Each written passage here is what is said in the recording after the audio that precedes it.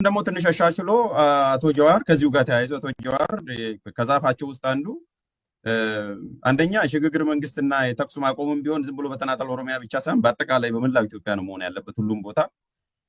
ከሱም ባሻገር ብሔራዊ ሶሻል ኮንትራክት ያስፈልገናል፣ ድርድር ያስፈልገናል፣ ሶሻል ኮንትራክት ያስፈልገናል። ከሁሉም በላይ ግን እኔ ኤምፋሳይዝ ማድረግ የፈለኩት ከአብይ ጋር ድርድር ማድረግ አይቻልም፣ ፖስት አብይ ነው ማሰብ ያለብን የሚል ሀሳብ አቅርቧል አቶ ጀዋር።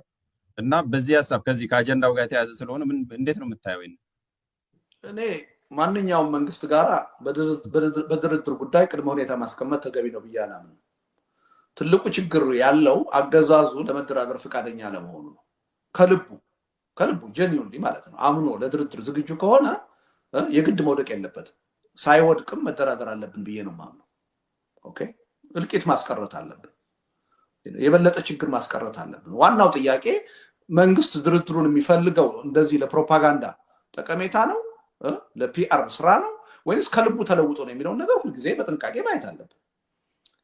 ለጀኒውን ድርድር እጁን ከዘረጋ ግን መቀበል አለብን ብዬ ነው ማምነው።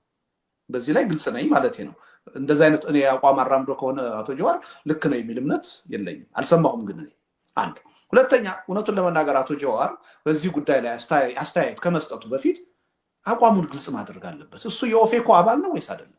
ኦፊሻሊ ለቋል ወይስ አይደለም? ይሄ ጉዳይ በቀጥታ ይመለከተዋል ወይስ አይመለከተውም? እኔ አንድ ኃላፊነት የሚሰማው ሰው በዚህ ደረጃ ግልጽነት ሊኖረው ይገባል። እኔ እስከማውቀው ድረስ ሞገስ የተለየ መረጃ ካለ ልትነግረኝ ትችላለህ። የኦፌኮ ምክትል ሊቀመንበር ነው አይደለም አቶ ጀዋር? ነው አይደለም? ኦፊሻሊ እሱን ነው የምናውቀው። ኮርስ መጀመሪያ ይህን ግልጽ ማድረግ አለበት። አብሮ ነው ያለው ወይስ አይደለም? ኦፊሻሊ ለቋል ወይስ አልለቀቀም? ይሄ ትልቅ እኮ ኃላፊነት ነው አይደል እንዴ?